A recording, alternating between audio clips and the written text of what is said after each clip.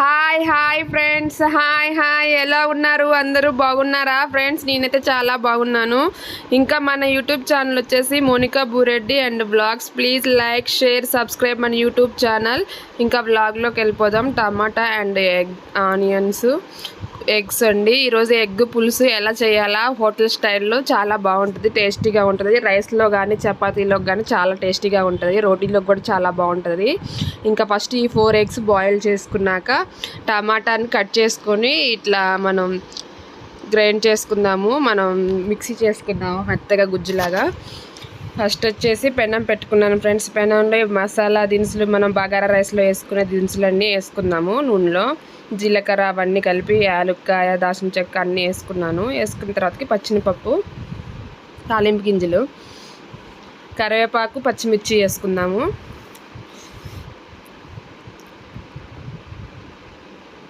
Next వచ్చేసి అల్లం.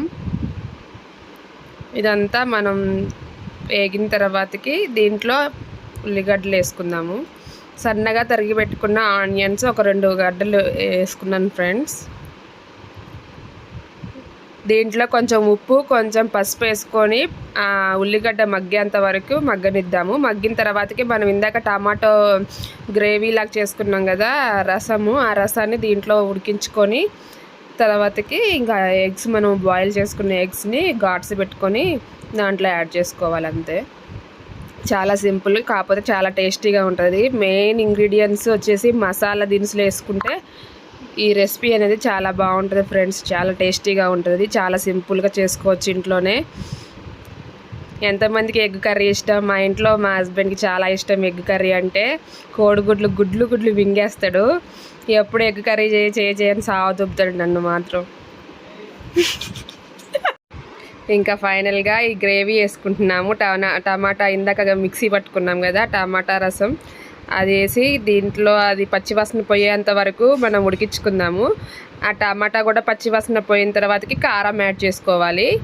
ఇంకో ఫైనల్గా టమాటా కూడా ఉడికింది, అగో నూనె వస్తుంది కదా, ఉడికినట్టు అర్థం. ఇంకా మనం దీంట్లో కొంచెం కారం, తగినంత కారం వేసుకుంటున్నాను. నేనైతే కొంచెం ఎక్కువే తింటాను కారం, అందుకే ఎక్కువ వేసుకుంటున్నాను.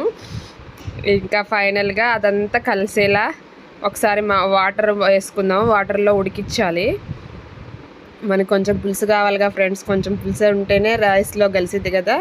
మేమైతే రైస్లోకి చేస్తున్నాను. ఇక 4 ఎగ్స్ బాయిల్ చేసి ఘాట్లు పెట్టుకున్నాను. ఘాట్లు కనిపిస్తున్నాయా? లైట్గా కనిపిస్తున్నాయి. ఇంకా ఘాట్లు పెట్టేసి దాంట్లో వేసినాక మసాలా వేసాను, గరం మసాలా అండ్ అప్పుడే పట్టాను వేడి మసాలా. ఇంకా దాంట్లో కలిపి మొత్తం కలిసేలా ఆ మసాలా కలిపిన తర్వాతకి ఉడికించుకుందాము. ఒక 4 to 5 minutes ఉడికించుకుంటే ఆ వాటర్ అంతా ఉడికేసి దగ్గర పడేంత వరకు ఉడికించుకుంటే చాలా టేస్టీగా ఉంటుంది ఫ్రెండ్స్, చాలా బాగుంటుంది. ఎవ్వరు తినని వాళ్ళు కూడా ఈ కర్రీ తింటారు, అంత బాగుంటుంది టేస్ట్ మాత్రం. సేమ్ హోటల్ స్టైల్లో, రెస్టారెంట్ స్టైల్లో ఉంటుంది ఫ్రెండ్స్. టేస్ట్ మాత్రం చాలా బాగుంటుంది, చాలా ఇష్టం మాకైతే. మేమైతే ఎప్పుడు చేసుకున్నా కానీ ఇట్లనే స్పెషల్గా చేసుకుంటాము. ఇంకా ఫైనల్గా వచ్చేసి బాక్స్లో ప్రిపేర్ పెట్టాను చూడండి, ఇలా ఉంటుంది ఫైనల్ లుక్. Bye friends.